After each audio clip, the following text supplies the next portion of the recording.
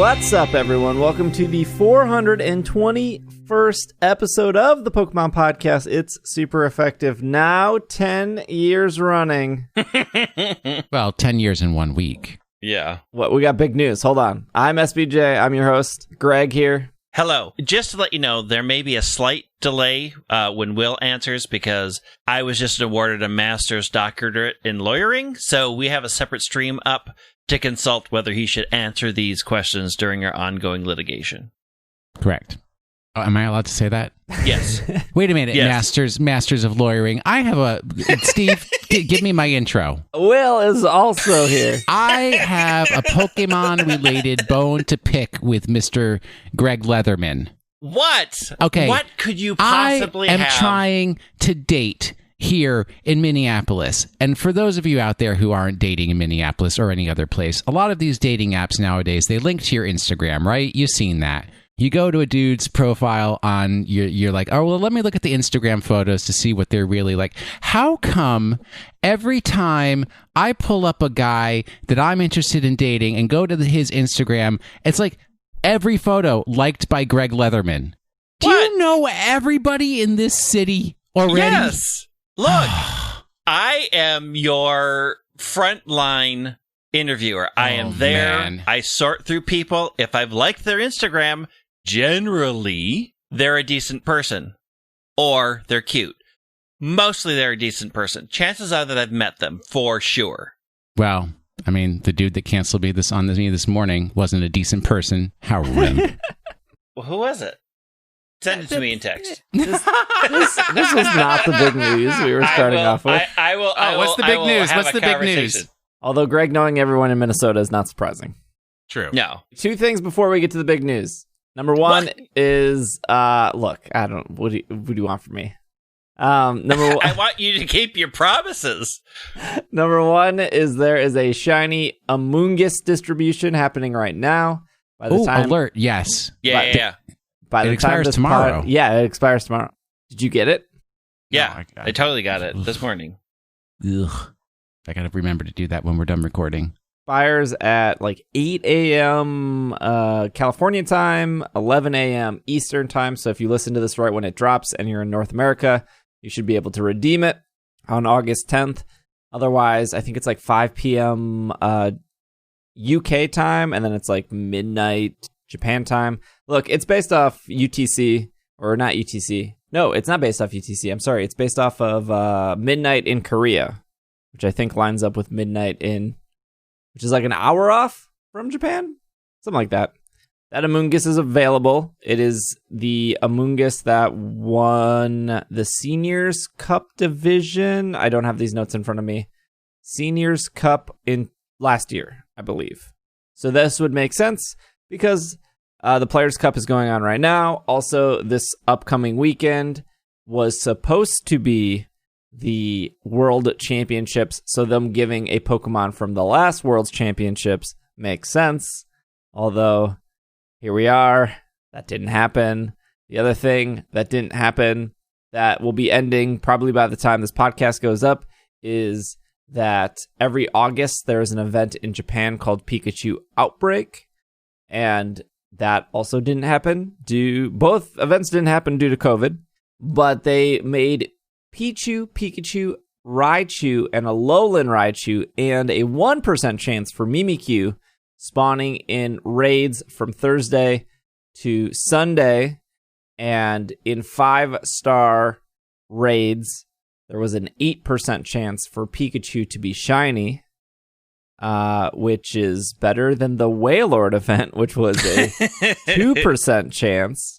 Very similar to the Magikarp event, which was also 8%. The difference is Pikachu could only be shiny in 5-star raids. I believe Magikarp could be shiny in any star raid.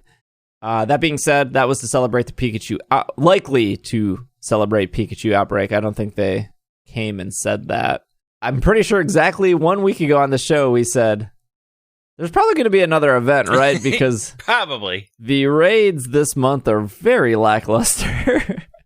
And they did it. They announced it on the Twitter, and didn't one place announce it wrong? Oh, we'll get to that. The website. Okay. And instead of doing just Saturday and Sunday, they did Thursday, Friday, Saturday, Sunday, which I think is a way better way to do that. Although, again, I don't...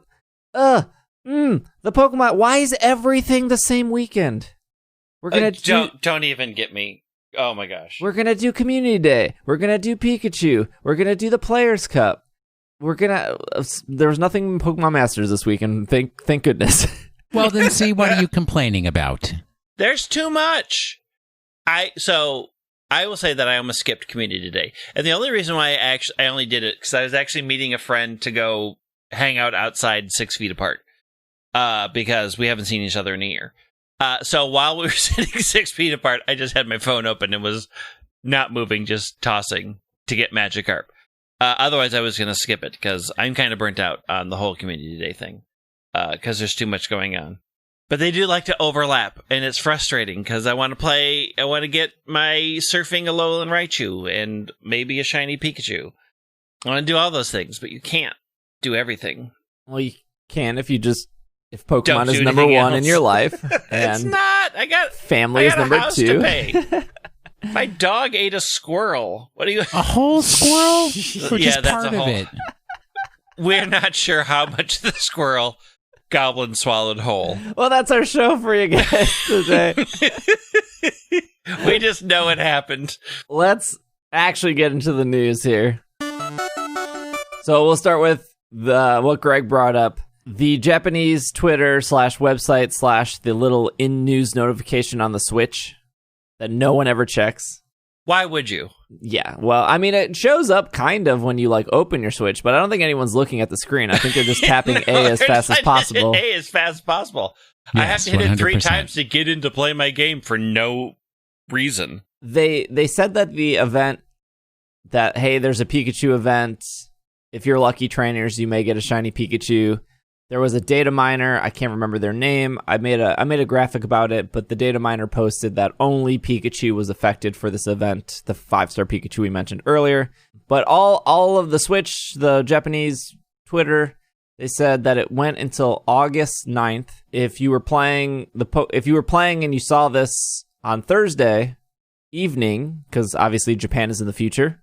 So, our 7 p.m. Central Time in Japan, in America is like noon or something in Japan.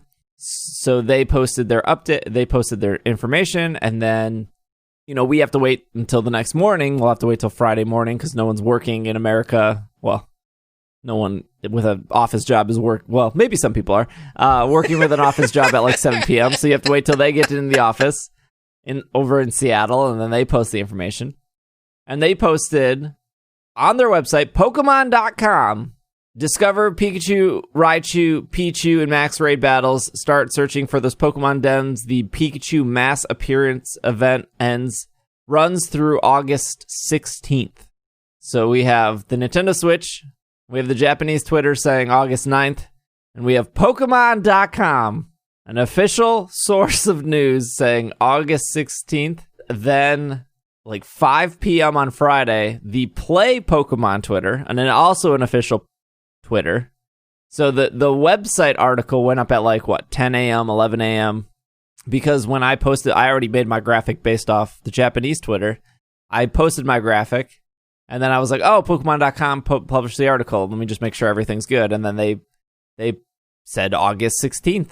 And I was like, well, Cerebi and everyone else is saying August 9th. The official Pokemon website is saying August 16th. I don't know who to believe. You would think that out of everything you can post, a date is pretty universal, right? I know in Britain they put the day before the month. It's like everywhere else in the world. Don't just blame that on Britain. It's more like, in the U.S., they put the month before the day. Yeah. And that's the only place where we do that. But to add a whole extra week, so the website goes the 16th, then several hours later, Play Pokemon says there's a Pikachu event running till the 9th.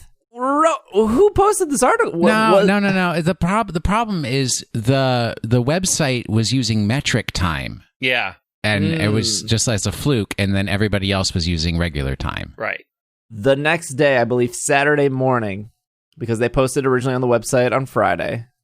And then on Saturday morning, I rechecked. It says, start searching for those Pokemon dens. The Pikachu mass appearance event goes till August 9th. Correction, an early version of the article incorrectly stated the end date for the 16th. We apologize for the error. So they did correct it. They did update it. I noticed, although this wasn't probably that big of a deal, like 2 months ago when there was a Rotom event. Do you remember when they put like competitive Pokemon in raids? It was like Rotom, Dragapult, Excadrill. Yes, it was the greatest day of my life. The website said like, oh, you get Heat Rotom in this and you get Wash in that. They actually flipped it. And every time this is the second time, at least in the last couple months, I remember Pokemon.com having an issue. And I tweeted at them that time with the Rotom, and I CC'd one of the people I know that work with communication at Pokemon. And magically the website just said, instead of saying like Wash Rotom and Shield and Heat Rotom and Sword, it randomly said, you'll find Rotoms in both games. I'm not saying that my tweet specifically did that. I'm just saying that there was an error and they corrected it, although they didn't have a correction like they do with this one. Was maybe there was, the only thing I can think of, there was discussion of making this event longer. And then they said, no, we can't make it longer because there's another event coming. Yeah, we can't make it longer because Steve keeps complaining that there's too many things going on. Oh my so gosh. we got to cut everything short so there's no overlap. Correct. Thanks, Steve. Well, I'm assuming there would be another event supposed to be coming, Will. What? Because this weekend was supposed to be... What happens when you assume, Steve? I'm trying to give them the benefit of the doubt of why there was an error here. Never give a company the benefit of the doubt. Tear it down and start new. Quit now, frauds. If you can't get your timeline straight, why should we believe you about anything? Glory to America. Yeah. Heck yeah. Heck yeah. Wait, no. This weekend is supposed to be the world championship in the UK. We were all supposed to be there. Greg, me, Will, all supposed to be sipping our tea and feet on the table with the crumpets, and then fancy Al was tea drinkers. Al was there in his kilt playing a bagpipe. Yep, it was going to be a glorious weekend. Haggis. All the haggis, nothing but haggis. Do you think Steve would actually eat haggis? Heck no. If you didn't tell him what it was, it just probably looks just like sausage. a tasty bread thing. Yeah. I think of haggis like sauerkraut. Is that the same? No. Oh, because sauerkraut is disgusting. What? What? Are you not German? Sauerkraut? Look, I can pull up my 23andMe by the end of the show, possibly. Sauerkraut is delicious. Probably the worst thing I've ever tasted.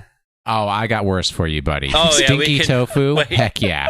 Have you tried lutefisk? We can go down the rabbit hole real quick. Are we hedging bets on there's an event this weekend in Sword and Shield? There's got to be something for Fake Worlds. Right? Why would they just cancel the digital event? Just roll with it. Yeah, I think you're right. They're going to release new Galarian forms. All right, let's get carried away here. What? Okay, so given the fact that they'll just shove something in max raid dens, what is the most likely thing to go into max raid dens for Worlds? Ooh. Shiny Togekiss. I bet... I was going to say maybe they put the Scorbunny Grookey Sobble in max raid dens. Oh, with hidden ability? Yeah. Potential? Yeah. Oh, I can see that. Because, but they want people to subscribe. Well, I guess it doesn't matter. I was going to say, originally they distributed those to home, but at this point, they're bred and fed everywhere. Like, at this point, those rabbits have gotten out of the cage. Multiplied it too much. Multiplied into many, many things. Although, surprisingly, it surprises me how often Rillaboom is showing up now, because of that grassy glide. To anyone that said Incineroar was the worst thing in Sun and Moon, competitively, Rillaboom is 10 times worse. Hey, is it as bad as Ally Switch? Look, Ally Switch is the worst. I'm not saying Rillaboom is the worst, but Ally Switch is definitely the worst thing. What is Ally Switch? Is that where you can just swap sides? Yeah. So you go to like Max Rockfall of Cinderace, and then the Dusclops Ally Switch, so then you Max Rockfall the Dusclops, and then it does like 2 damage. The Pokemon's name is Cinderace. Yes. My mistake. Number I two. really wish you would get it right. We've been telling you this for a while. Number 2, get good, scrub. Noob. Speaking of competitive, episode 7 of Pokemon Twilight Wings is available. It is. It's a thing. That series happened. I have not seen it yet, so I can't comment. Have you seen any of it? Yeah, I've been doing every Okay. the Patreon. I pay for the Patreon, and for some reason, I don't see those. So I did something wrong. So, Greg, it sounds like you didn't like the series. it was just boring. Like, they were slightly interesting slices of life, but little more than that. Is that people want an anime? They want that slice of life anime. Isn't that a huge market? It would have been better if they were longer, so you could see more story develop. Otherwise, it was just like a 7-minute problem that was solved in 7 minutes. And usually it was a very surface level problem that was easily solved. I mean, they're cute, but otherwise it's not like... I don't have the same feeling for them as I did for Origins. I thought Origins was really well. I thought Generations was really well. Like, they took parts of the game and expanded it, and here they just took people and gave them really light stories. And they're interesting, and it was well animated, but otherwise it was just like, okay, I have no desire to go watch any of these again. Yeah, I can see They're that. pretty forgettable. Yeah, I feel like I would put on Origins again. Yeah, I would put on Origins again, and I have multiple times. Some more news off Pokemon.com. Encounter Unknown, Deoxys, Elgium, and more during Pokemon Go's Enigma Week. And then just a reminder that if you did purchase a GoFest ticket, you will have that upcoming event on the 15th? Yes. Which is from 11 to 2 your time. And then it will be the Fire Hour, Water Hour, and then Friendship Hour, where you can play anywhere. And you get 2 free remote raid passes, I think, and 2 free incense with that. So those are only to people who bought tickets to GoFest. But this week, you'll be able to see Clefairy, Jigglypuff, Staryu, Lunatone, Solrock, Baltoy, Bronzor, and Elgium frequently appearing in the wild. If you're hatching eggs, Cleffa, Igglybuff, Lunatone, Solrock, Elgium are hatching out a 7K egg. Staryu now has the possibility of being shiny. Raid battles will feature Claydol, Bronzong, Elgium. You'll also have a rare opportunity to battle unknown U, L, T, R, and A in raid battles. These you should be able to do yourself. You probably don't need a group. I mean, it's unknown. They got one move. They got no good stats. And then the mythical Pokemon Deoxys will appear in its normal form in 5-star raids. And if you're lucky, as always, trainers, you may encounter a shiny Deoxys. Ooh, I haven't yet. me either. And this will go till Friday, August 14th until 1 p.m. PDT. I mean, that's it. Then the following week will be the Unova week, which will have Bouffalant in New York, Sowaddle or Seawaddle. I'm not sure how to say that one yet. Sowaddle. Because it sows. Yeah, I get exactly. it. I think I put too much emphasis on the so part, so it doesn't sound natural. You put the emphasis on the wrong syllable. And then Genesect will be appearing next week in raid battles, and it will be a chance for shiny, which is very good for non-Japanese players since Genesect was only distributed in Japan as a shiny. How was your guys' Magikarp? Will didn't do it. Well, I intended to. I tried, and Will had an entire conversation without me. I mean, I had an entire conversation with myself that I imagined you were aware of. Look, kids, this coronavirus is real bad. We've been locked in our house for a while. I didn't buy the ticket. I didn't pay the $1 thing to do. I just didn't want to invest that much into it. I met a friend who I hadn't seen in a while, so I just sat in a park with them so that we could safely socialize, and while we were socializing for 2 hours, I did Magikarp Day. I got a surprising amount of shinies. I think I got 8 in the 2 hours that I did it. It was fine. I didn't do all the things. I was just like, I felt the burnout. Like, I've done so many community days. It feels like it's been every other weekend where it was like Go Fest and Community Day and then Community Day. And I was just like, I'm tired. I don't care about Magikarp. I don't care about how good the Gyarados would be in the part I like the least, which is gym battles and PvP. Yeah. So I just did it half-heartedly, and it was fine. Like, there was good spawns. It was a good spawn rate. I think I ended with 900 Magikarp candies that I used to evolve to 2 Carps, and I called it a day. Yeah, I think the thing for me was, number one, for me, Community Day is primarily just an excuse to go and see Greg. Yes. But then, like, number 2, it was Magikarp. I already have shiny Magikarp. Mm-hmm. Yeah, I mean, I like so many in other games too. I know. It's just like it literally was like, it's not worth getting out of bed for. Or Magikarp.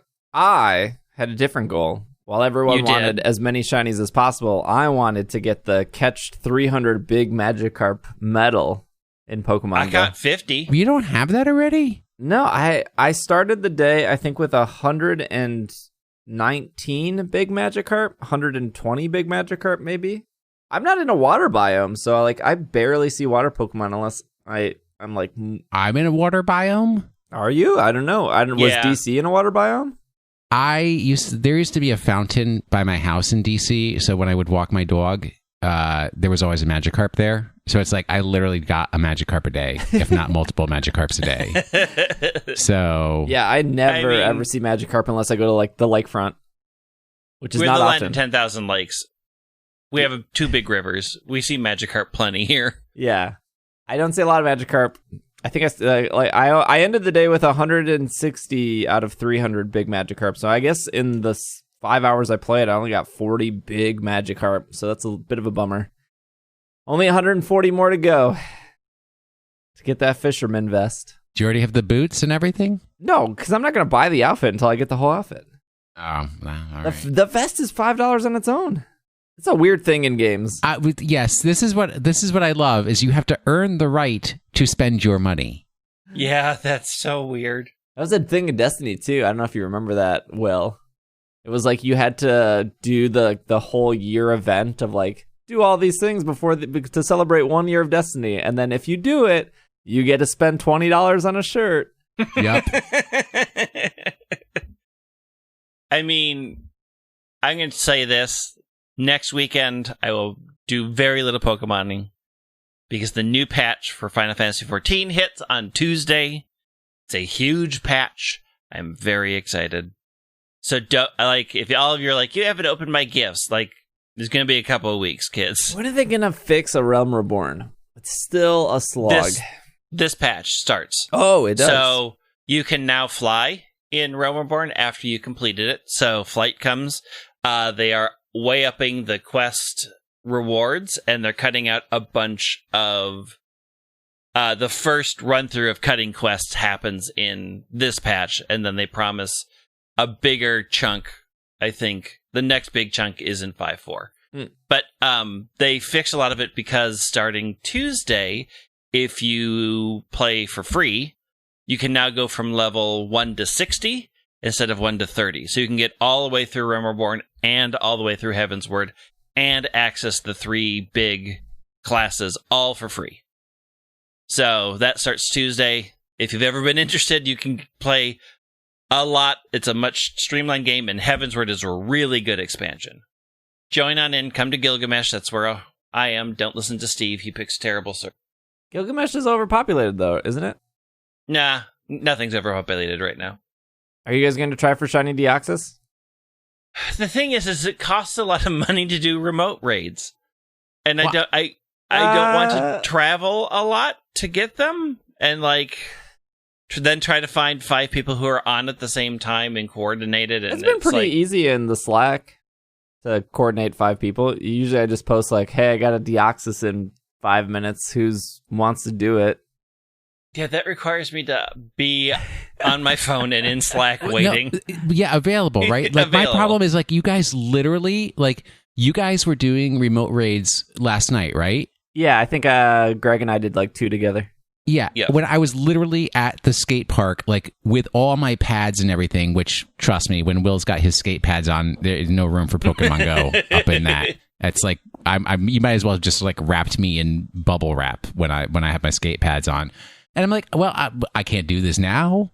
I'd love to join, but it's not a possibility. Can I get like a 12-hour warning of like, this is when I'm going to be looking for Deoxys raids, Will? So don't go to the skate park, even though it's like perfect weather for skating tonight. If we want to set aside Tuesday evening, That's when I record. No, All Wednesday evening? is when the actual raid hour is. Yeah, but I got a game to run on Wednesday.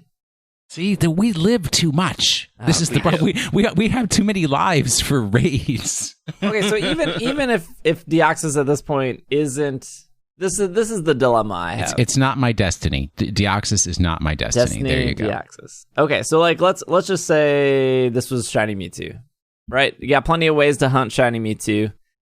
Ultra Sun, Ultra Moon, soft resetting. Let's Go Pikachu, Let's Go Eevee, soft resetting. Fire Red, Leaf Green, soft resetting. You got multiple games. So ultimately, if you own those games, the cost of getting that Mewtwo is free minus your time. In Pokemon Go, I have now spent over $30 on raid passes, specifically to get Shiny Deoxys. Because I do want Shiny Deoxys. I want it.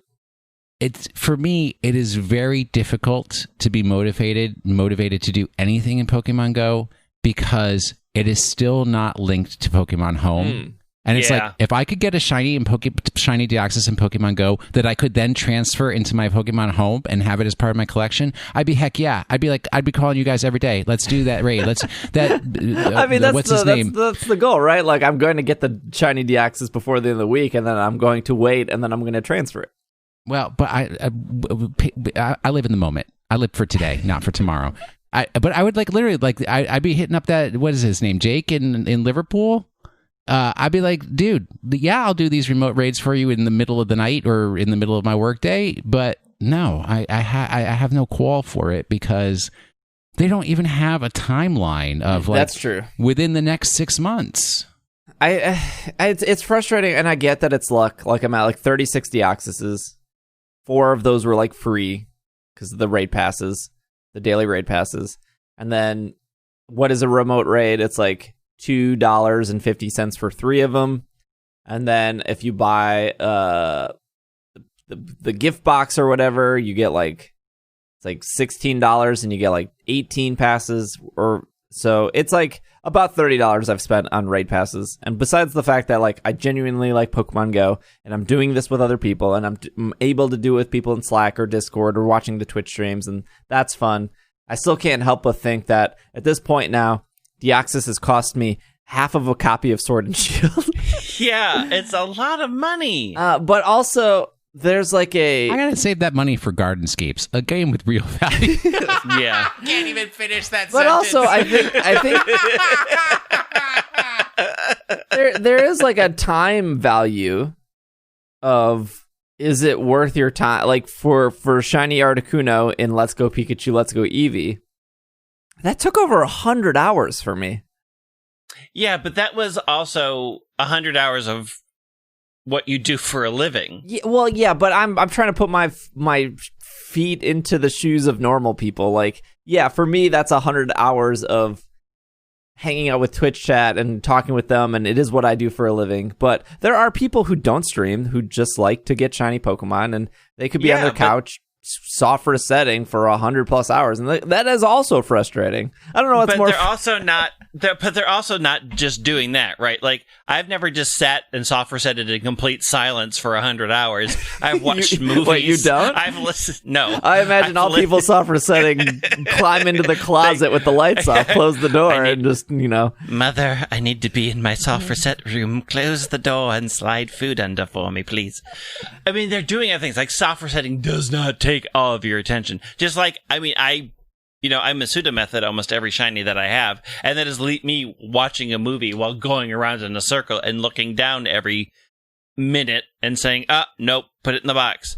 There's a lot of other things. The difference about Pokemon Go is I have to either travel somewhere or I have to wait for somebody to say, okay, we're going to go do it in 20 minutes. Okay, invites are coming out. Get into the invites. I'm paying X amount of money to do this. And then I'm playing a very poor tapping game, the worst type of cookie clicker.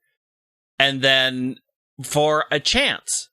And it eats up a lot of time. And since they're around the world, I either have to sit in Slack or wait for people to message me on Twitter or send me a text message and hope that I'm near my phone and then log in. And it is a process that doesn't exist in the real games. And I find that process sometimes very frustrating. Like, I can't soft reset that raid. I get one chance and then I drive to the next one. Or I wait for somebody else to drive to the next one. Like, there's a huge time investment where Pokemon Go eats up all of your attention to be able to get a chance to do this one thing. And you are not only paying for it in time, but you're paying for it in actual cash. I find it really frustrating. I find that thing frustrating. It's like a long time ago, like, same with Rayquaza. I was like, look, if I get it, I get it. If I don't, I don't. I'll take the chances that I have, but I'm not invested into having this on my phone, and also it can't move anywhere right now. So the only person that cares about having it is me, and posting it on Twitter for the 4 minutes that people will look at it and move on with their lives. Well, no, absolutely. The only time doing these kinds of raids is like real touch your heart fun and pleasure is like after Pokemon Go Fest, and it's a day and they're just like have raid after raid after raid of something really good and fun, and you're like running around Chicago with your buddies doing raids, right? That is a great time. When it's just like the middle of the year and you're on your own in South Minneapolis crying because you can't leave your house, that's no fun. No. It's not even worth $1, let alone $5. I'm in too deep now. Well, you have always been in too deep, but you also have a captive audience that will show up for your remote raids. Yeah, I guess. Yeah, you are right. I am at a slight advantage where because I decided to live stream Community Day, so thank you to everyone that came out. My IRL Pokemon Go live streams are. I think I would rather work McDonald's drive-thru. It is. I love doing them. Spoiler alert, you can. I love doing them, but it is the hardest thing I think I've ever done in life is to walk around in heat with a 10-pound backpack with the possibility and the guarantee that there will be technical issues every 15 minutes. And it is something, it cannot be a Twitch thing. It just must be the general point of the game because the game is free. And so there's such a low barrier of entry of like all these kids having access to a phone and then having access to a free game.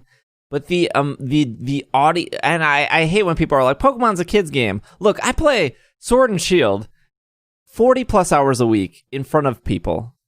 And yeah, totally. Kids love Pokemon. So yeah, so do adults. And the people who come through my streams are, for the most part, very polite. They provide good conversation. So they argue with me about how my opinions are wrong, which is fair. But true. They're humans. When I stream Pokemon Go, I do not get humans. I get what I assume to be an 11-year-old that has no clue how the world works. They don't know how to say hi. They don't know how to say hello. They don't know how to ask a question. They just go, this is a Pokemon Go stream? Friend code. Like, they're just spamming their friend code. And now we have bots set up. We got to the point in my Twitch stream where we have bots to detect a Pokemon Go friend code to then delete the friend code and then to warn the person being like, hey, Don't share your friend codes here. That's not what we're going for. But they try again. And then it's just people coming in being like, hey, I need to get into a raid. Look, dude, you're new here. I'm fairly competent at recognizing people's names. You're not following the stream. You're new here. Competent. This is your first time here. You didn't say hello. The first thing you want is like, I need a Deoxys. There's 200 plus people here. I can only send 5 invites. My friends list is full. I have a bunch of subscribers that have been asking to get on my friends list for over a year. They're just so... And again, this just doesn't happen with Sword and Shield. It doesn't happen with Let's Go. It doesn't happen with Heart Gold, Soul Silver. It's specifically Pokemon Go where people come in and they're like, I need Deoxys right away. Friend code. And you're just like, calm down. We're trying. I'm out. It's 80 degrees. My phone is slipping out of my hand because I'm sweating. 2 things here. Number 1, Will Anderson laughs at what you people call hot. Okay, y'all, I'm so sad for you. Please don't ever try to live in DC for the summer because you'll just die. 2, there are so many more Pokemon Go players than any other type of Pokemon game. That's true. That is why the audience is so drastically different, because it just attracts just so many people that you're gonna get. Well, and of course, it's that Venn diagram of Pokemon Go player and somebody who would watch somebody play Pokemon Go on Twitch. All right? There's a level of desperation there that is built into the equation. Think about the logic of this. You are playing a game where it's raids, so you are intended to be outside walking around going to those raids, but somehow your viewer is watching Twitch, so they're not outside walking around doing those raids. What is the mind, the brain that creates that situation? That is your viewer there. It works in this instance just because they did make it so easy to play at home, right? Yeah. Like if I was trying to do Magikarp Community Day, but it was last August, I can't imagine anyone would be watching because they would be out also doing Magikarp Community Day. But the fact that like Niantic has made it easy to play at home and it's the middle of August and everyone's sweating, I feel like a reasonable person would be like, it is cold here. I am cold. I am literally wearing a sweatshirt and long pants because I'm so cold in Minneapolis in August. You guys are a joke. Okay. A reasonable human would be like, hold on. We are having a cold August. It is normally 100 degrees in August. We are having a weird cold August. So don't come at me with this whole... I'm coming at nobody. With this whole, you'd Steve. never survive in DC. It gets freaking hot here. We have had a very cold summer. I don't do good with the weather. We don't do good with anything. You would do better in weather if you weren't always wearing a hoodie and like 4 layers of thin clothing. No, let's be real. Steve would do better in one of those bubble rooms where you can't get any like germs or allergens into the room. That is his ideal environment. With a bathroom. You just want to be in a mall. I had my summer jeans on, and I had a moisture wicking Under Armour white t-shirt on. I'm as good as I can get. Anyways, a reasonable person would be like, it's August, Magikarp is not that exciting, I'm going to turn on an incense, I'm going to watch Twitch or anime, and I'm going to catch Magikarp in my house where it's air conditioning. Yeah. So I don't know if once COVID is over in the future, I can stream community days outside because those people would also be outside. We are in a unique situation at this time, correct? We will be in this unique situation for at least a year. But for these people coming in, just like, I get it, right? You're at home. I'm the one out there trying to see Deoxys, trying to get Deoxys for people. I'm trying to show people Milwaukee, provide good content. But these people that come in and they just spam their friend code, or they're just desperately asking for Deoxys, but man, a hello goes so far. Just to be like, hello, how's it going? Wow, I like your stream. This is a beautiful park. You're like, just... And then they wonder why they're not getting invited to raids because they don't even know how to say hello. Look, hello, waste time. We all know what we're there for. Get me to the prize. Give me my shiny. I got to get Deoxys at this point. I've invested too much money and time. You're too deep. Not to get Deoxys. Sunk cost fallacy, folks. You can look it right up on Wikipedia. Sunk cost fallacy. Deep in the sunk cost fallacy. You are so deep. You will go bankrupt thinking this game owes you something. It don't owe you nothing. And here. Let me give you this right now. Ready, Steve? Mm-hmm. Oh my God, that shiny Deoxys is so cool. When did you get it? Cool. Hey, talk to you later. This Deoxys is for me. And your children. This is and your children's I'm children. getting buried with this Deoxys. When I die, I'm gonna say, if I did not move this Pokemon to Pokemon Home, please bury me with my iPhone. So this $45 Deoxys. No, that is the loser's way of doing it. You get the tombstone with the digital picture in it, and you just have it cycle through all your shinies, so that when people come to your grave, they can be like, "Oh, cool! That's what shiny Deoxys looked like back in the day," and then move on. All right. Because what good is it doing in your coffin? Put it on your tombstone, or erase your data, fraud. We need to move on. We need to take a break. We need to take a break like 15 minutes ago. We will be right back.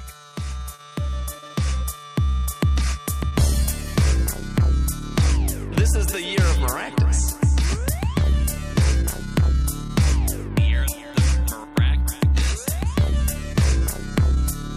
This is the year of Maractus.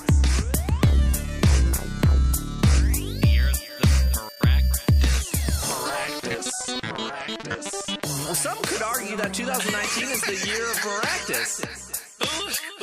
Who would argue that?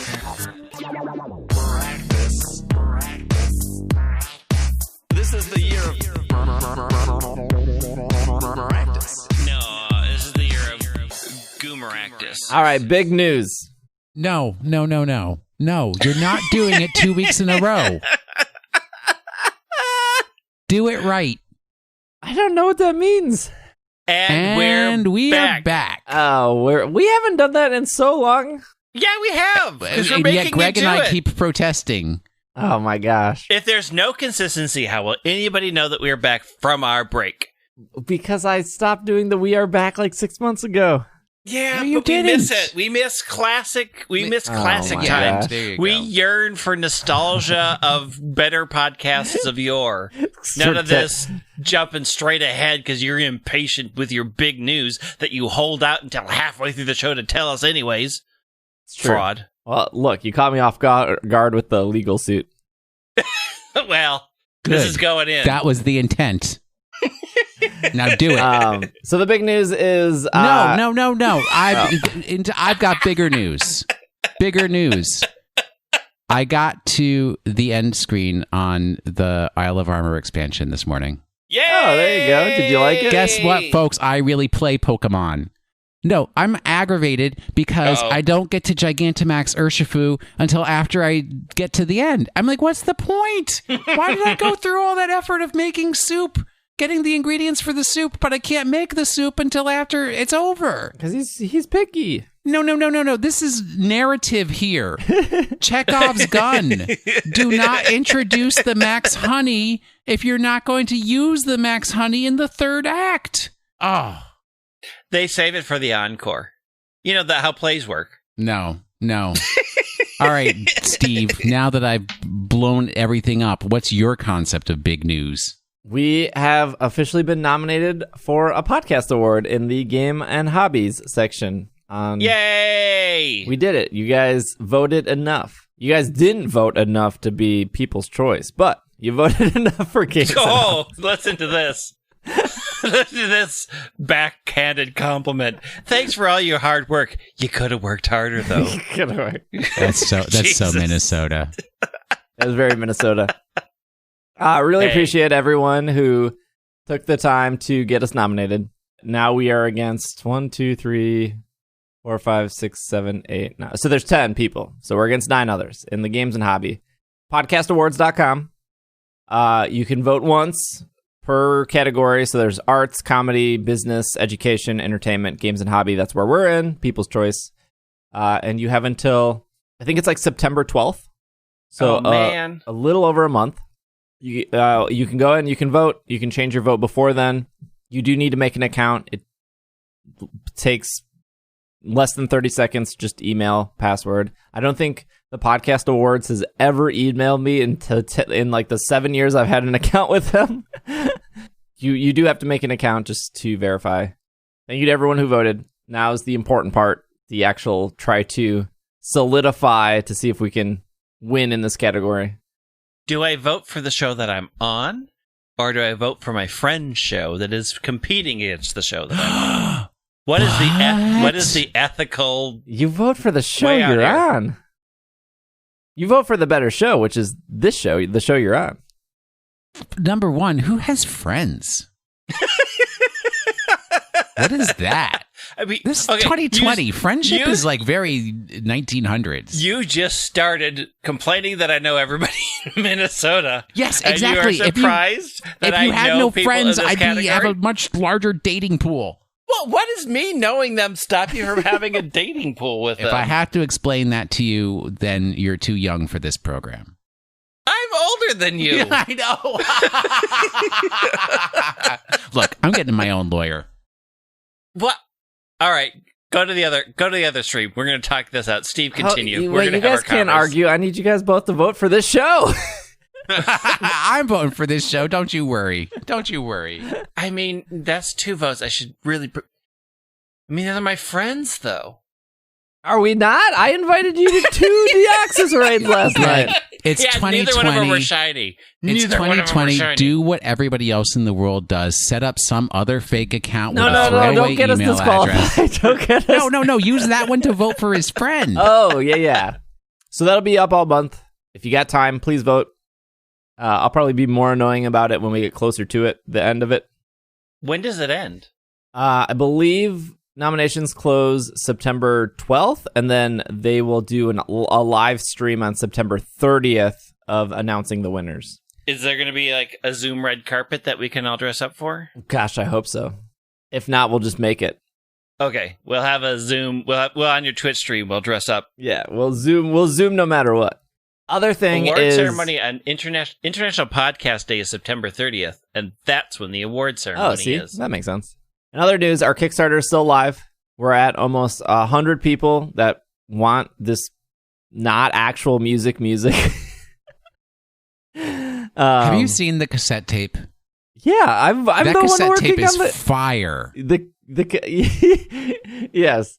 Nick has been doing most of the Kickstarter work. Nick is the one reaching out, making sure that the cassette tape looks good.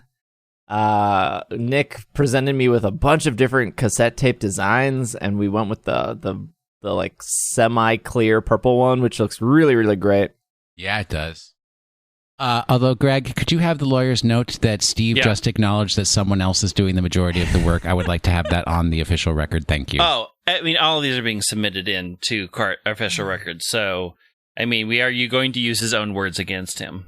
That's the best way to do it. Nick is still getting the mastering and stuff done for it, and then we will be doing some stretch goals this week. You want to support don't you have to indicate that you're partnered with DNA before you talk about mastering? I was like, no, I don't. I still don't know what mastering is. It's when you make the music better. Make the music better. Hidden stretch goal being a part of the lawsuit. So reach out separately, and we'll get you on the class action. Action. You can find me on Twitter. You'll hear about it at the end of the show. So thank you to everyone who pledged. I know that some people have expressed they want the cassette tape, but it's at a pretty high reward tier. We're working with it. Nick is doing what he can to, I don't know, do the music stuff. He's the music guy. He's gonna make the musics that come into your ear holes. Yeah.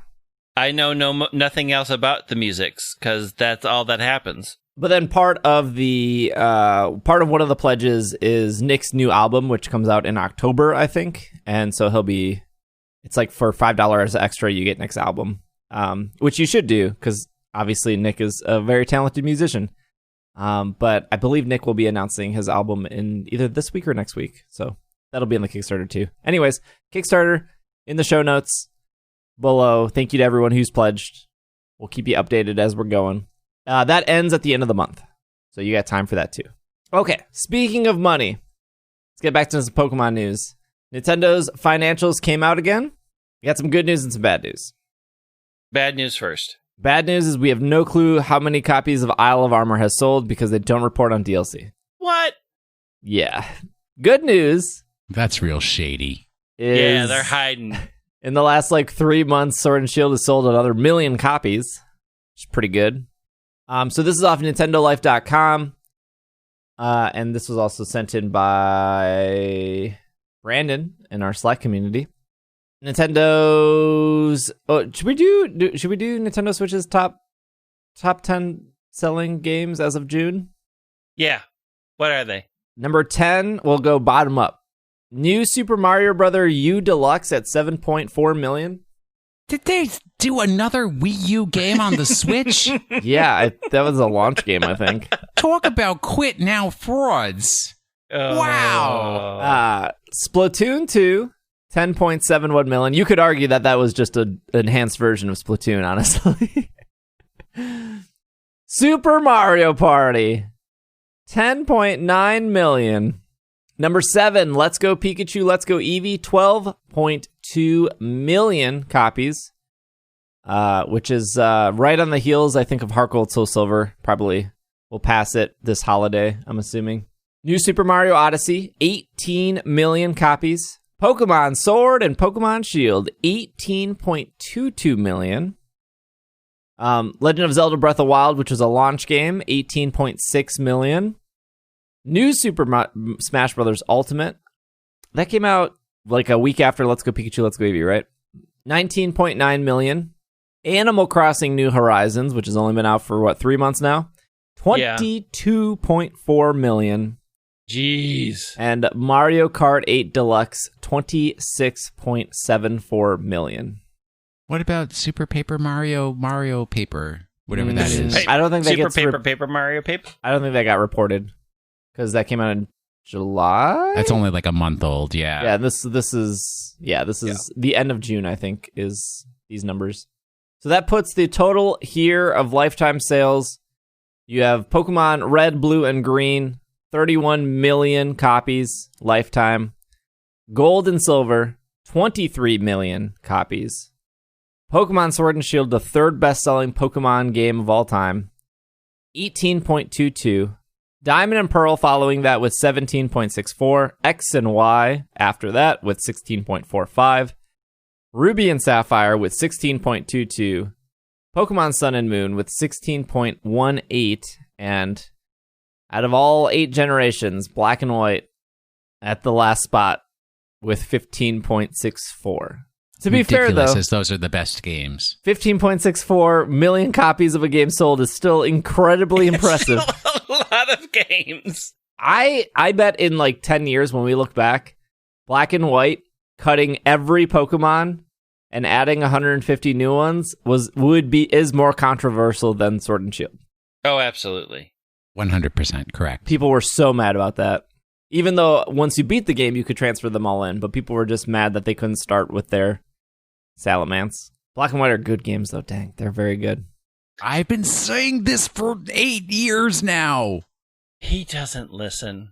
You got that right. He will spout it out like it was his idea when we have been harping on. Ask him about Gen 2. The season finale of this podcast will be me saying I invented Pokemon.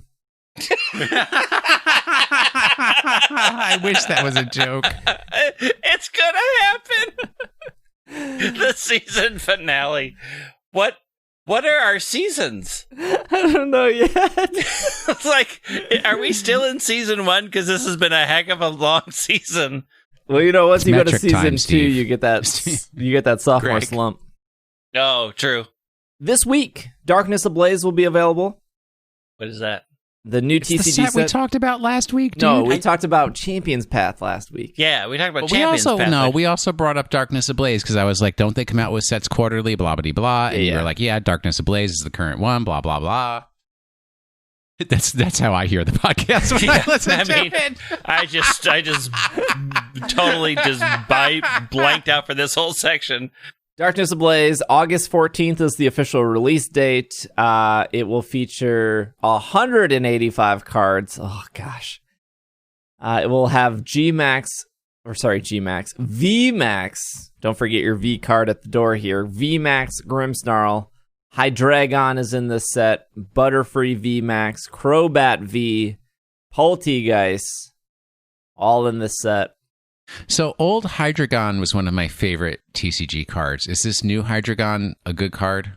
It has 160 HP. It has a 2 darkness, 1 colorless attack that just does 130 called Pitch Black Fangs. And its ability, which is the more important thing, is called Dark Squall. As often as you would like during your turn, you may attach a darkness energy from your hand to one of your Pokemon. So it is the same. It's very similar to. Well, it's similar to the old one. The old one you could move energy around. Yes, because people would run Hydreigon and Darkrai, and that was my main deck, dude. They would move the energy off Darkrai, heal it, and then move the energy back. Correct. Okay, the only thing I care about: are there any Rosalia in this set? I don't know, but the Butterfree art is amazing. If you didn't see that, Butterfree VMAX is real good. I don't care about Butterfree. Oh, okay, never mind. What about Poltegeist? Okay, I'm listening. There's a lot of good colors in the background. I don't know what set this is. It might be Darkness Ablaze. There's a gay Panpour in the set.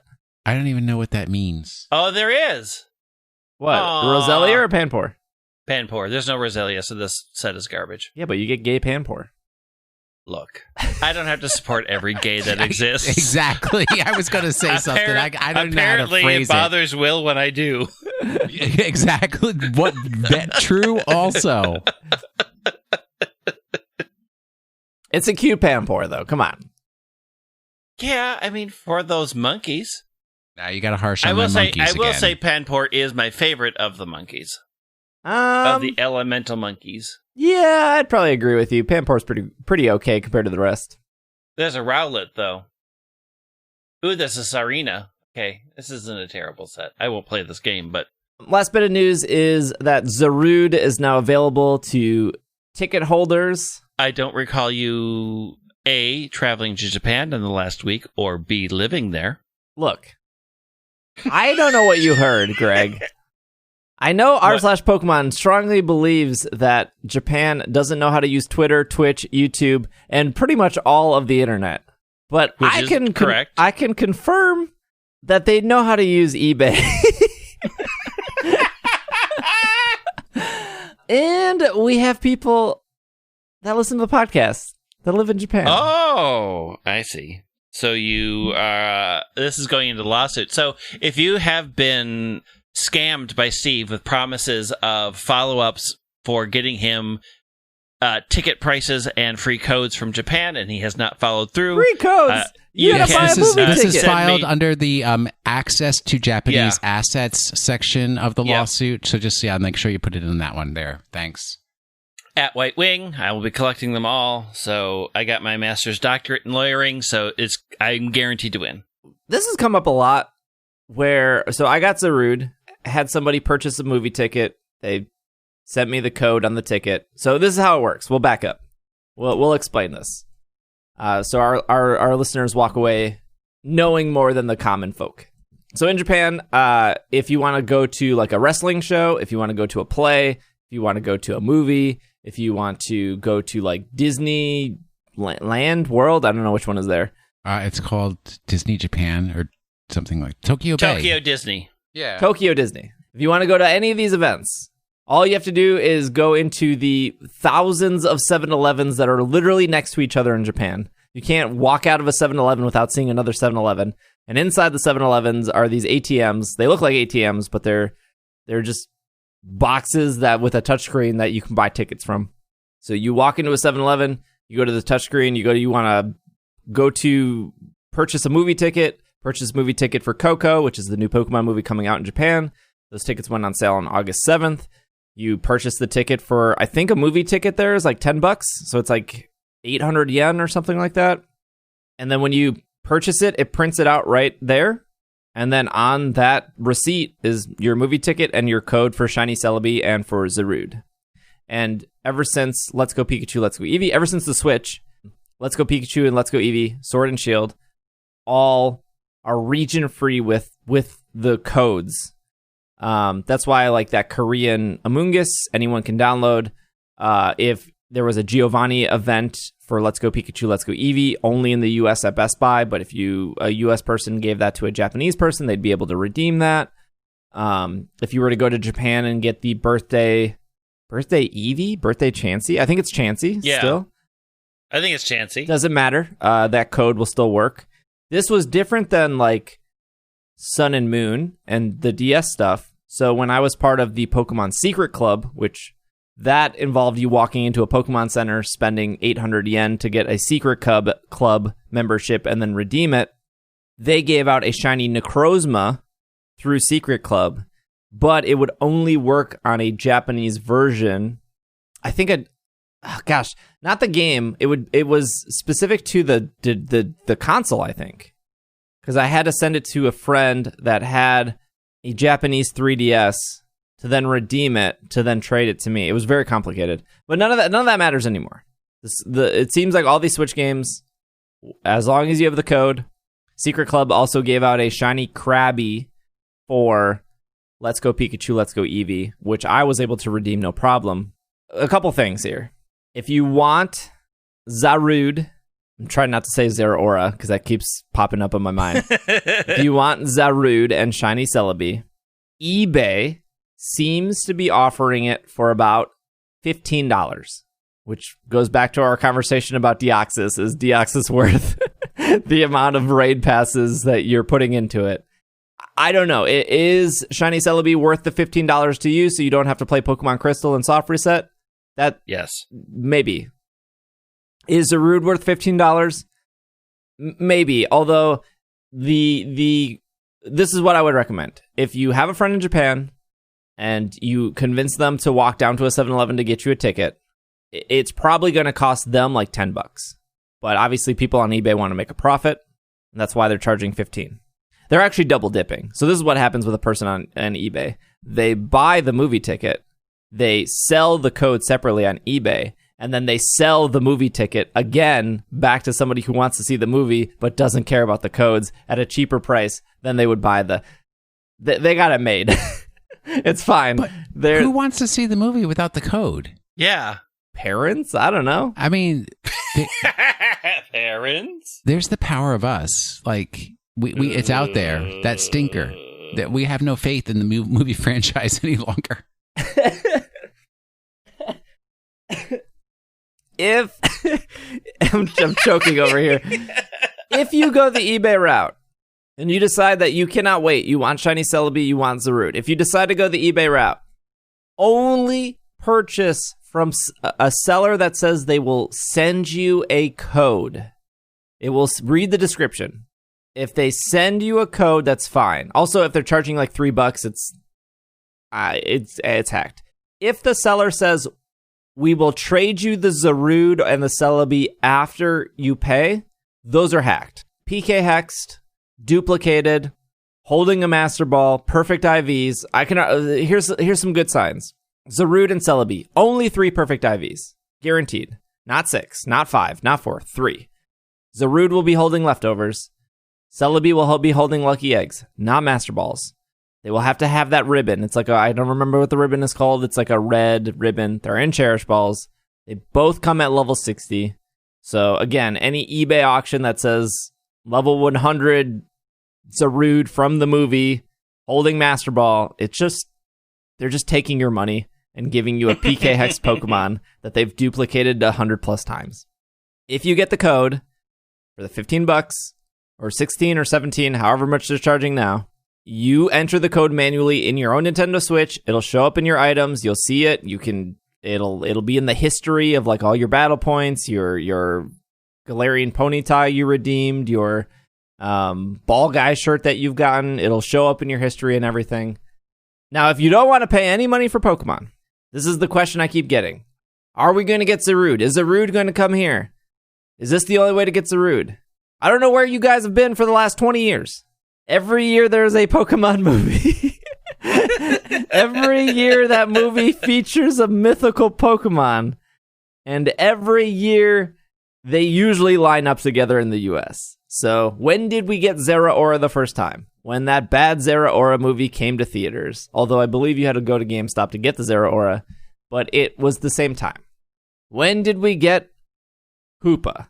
When that bad Hoopa movie came to the US. I actually don't know if that one's bad. I've been told it's bad. I haven't seen it.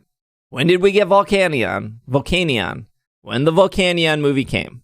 This has been ongoing for a long time. So when are we going to get Zarude? When the movie in the US gets officially announced. I am hedging my bets that it will go straight to Netflix because Netflix is buying anything they can and putting it on their service for exclusivity.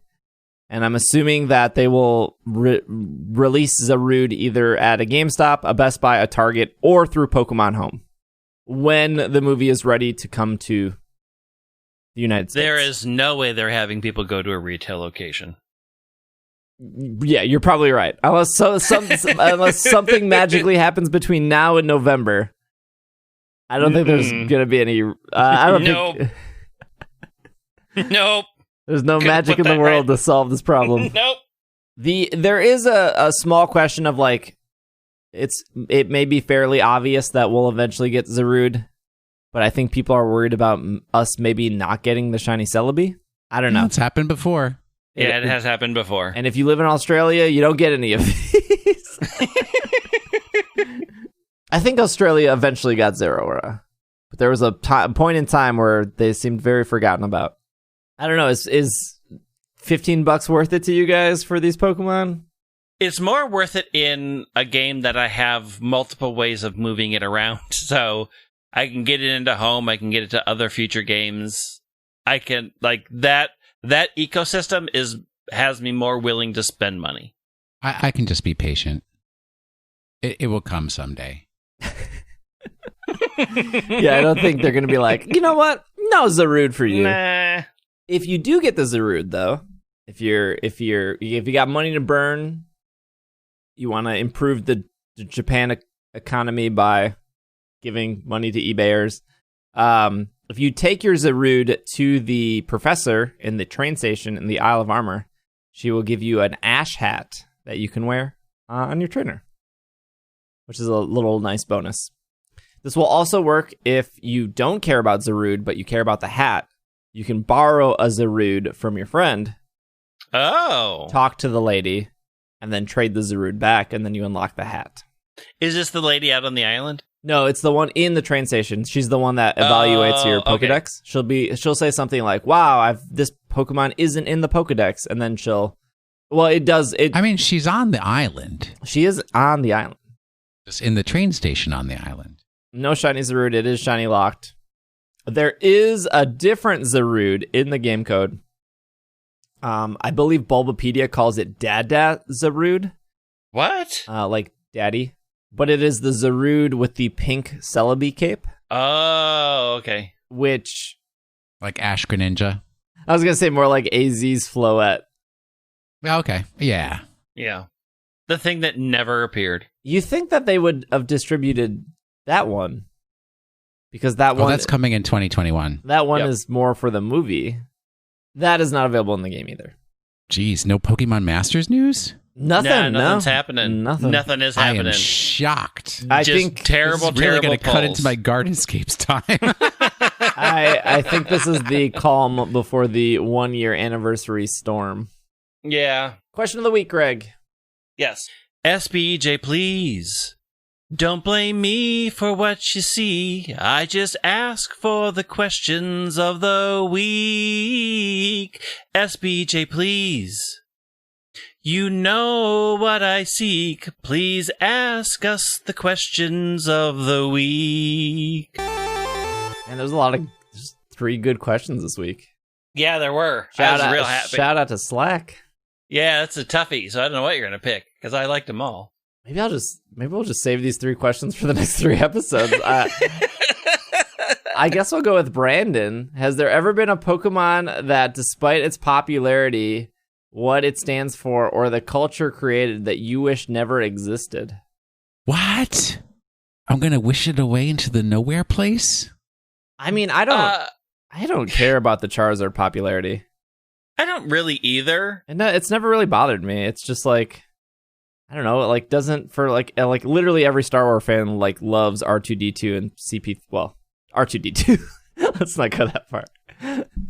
Right? Like every Star Wars fan loves BB-8. Yeah, because BB-8 is great. So it's like Charizard is just that, in the Pokemon world. Like people just like it. You despise because of its popularity, what it stands for, or the culture it created that you wish never existed. Gee. Maybe Jinx. Yeah, because it's like it's not, and it doesn't respond to any of those three prompts. Well, I will say this: I do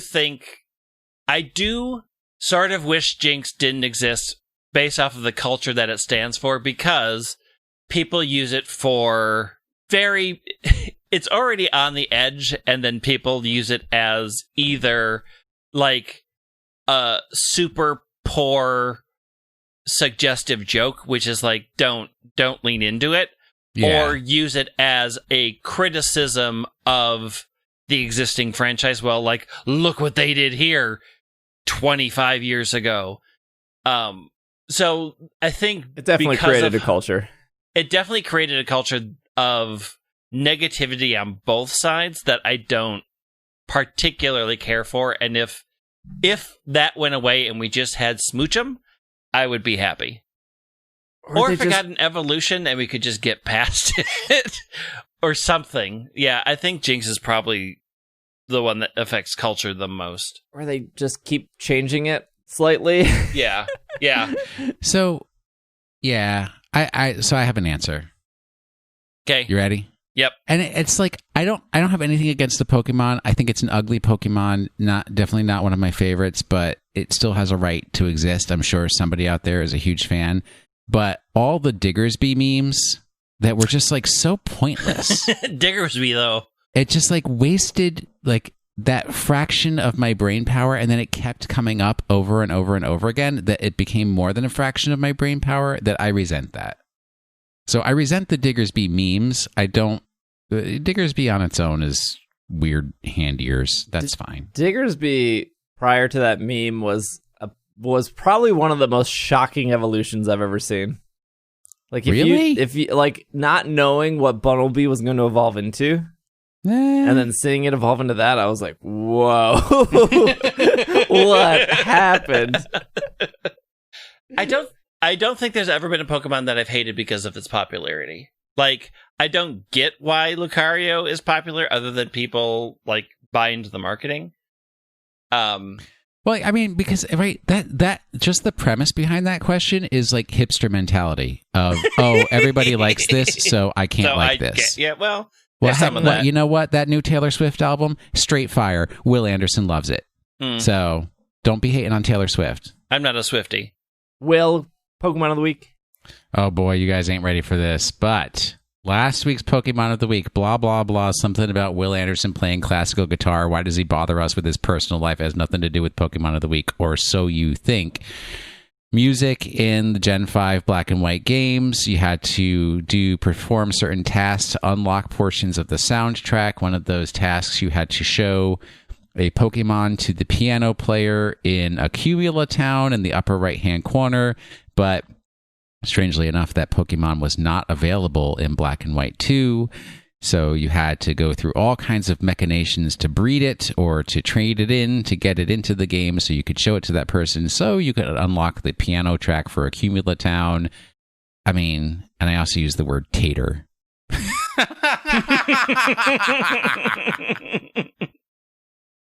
I think I have it right. Who was the Pokemon last week? It's Lucario. No. Kricketot. Kricketot. Correct. Yeah, it's got a good shiny. I do like the orangey shiny. It's a little too subtle for me. Oh, really? I think it's cute. I prefer like a more like this is. I prefer to avoid the Joltik issue, and to have a very distinct, shiny, distinct? Huh?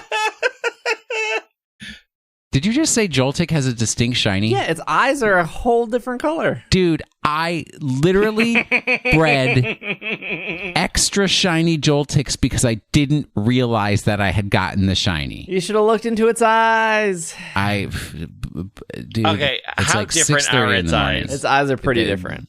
That's it. That's literally the biggest difference right there is the color of the eyes. Yeah, you just gotta look at the eyes. They're not that different. What? They're is not. like blue and the other's purple. Blue and purple. Yes. Yeah, those the hugely widest diverse part, colors. the color that comes right after blue, purple. Oh my goodness. It's like if you said it's blue and red. Okay, there. Blue and purple? Yep. Darker blue. I would say Can I get- Cricketot's shiny is pretty noticeable. Could I get some tater tot trivia facts, please? Yeah, Yeah. It's got at least Kricketot 2. is the only Pokemon with the base stat total of 194. True to its Pokedex entry, Cricketot's cry sounds like that of a xylophone. Kricketot evolves at the lowest level of a Pokemon that are part of a 2-stage evolutionary line, being at level 10.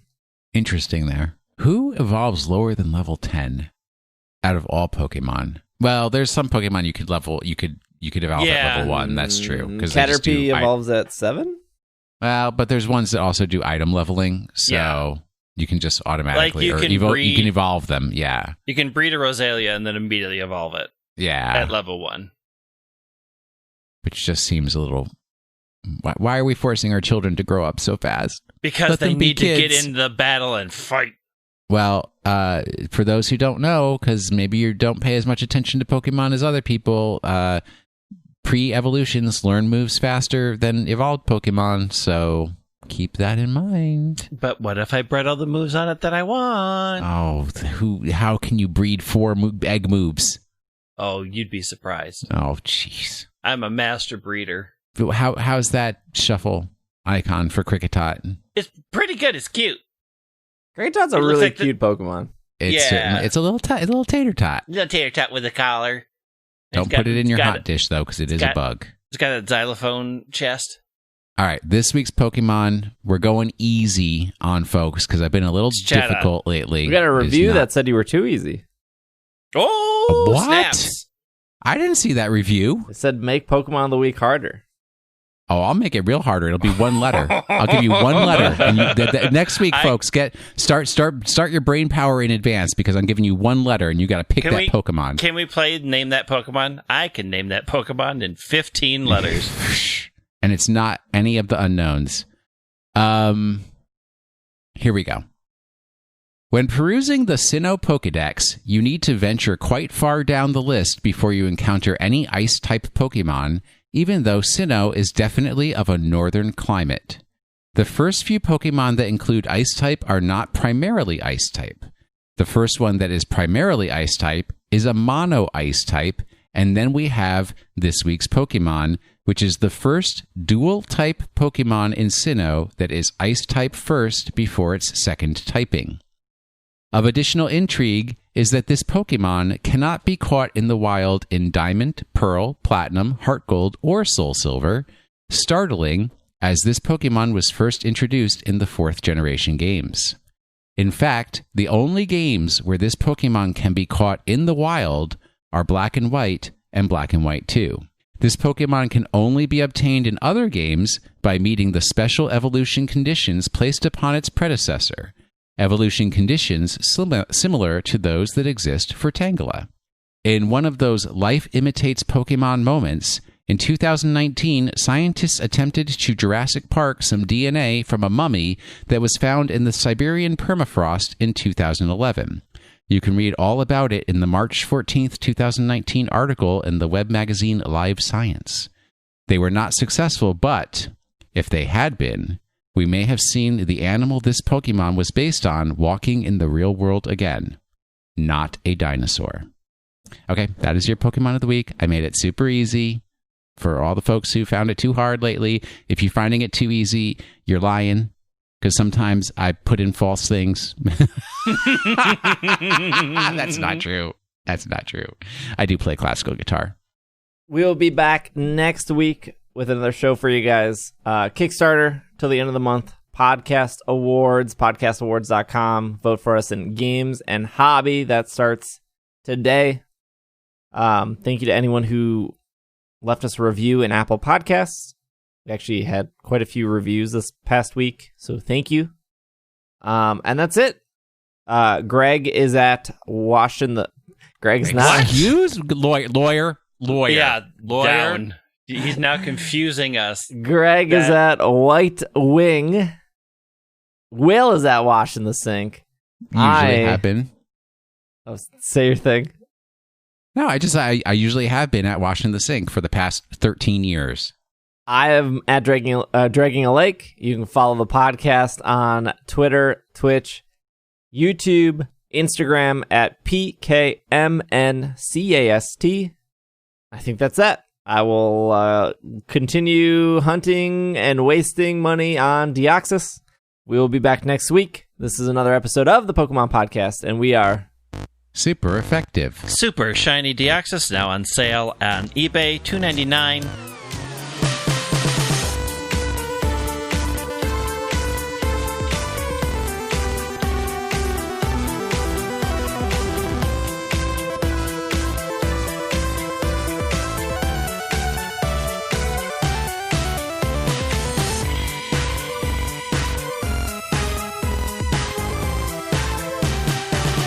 Comes in a Master Ball, all egg moves. It's brilliant. Deoxys have an egg move? Because it does. It's a special one. That's why it's $2.99. Okay. Look me up. Look at my eBay. PokemonRipoff.com. A quick shout out to everyone who supports us on Patreon. If you would like to support It's Super Effective, you can head over to patreon.com/It's Super Effective, or you can head over to isc.cash if you would like to support the podcast. Shout out to our producers of this episode, Kay, Kevin, Catherine, Courtney, Matthew, Anthony, Jetsy, Patrick, Casey, Liam, Potato, and our executive producer of Spencer. Thank you all for your support. We hope you enjoyed this episode, and we will see you next week.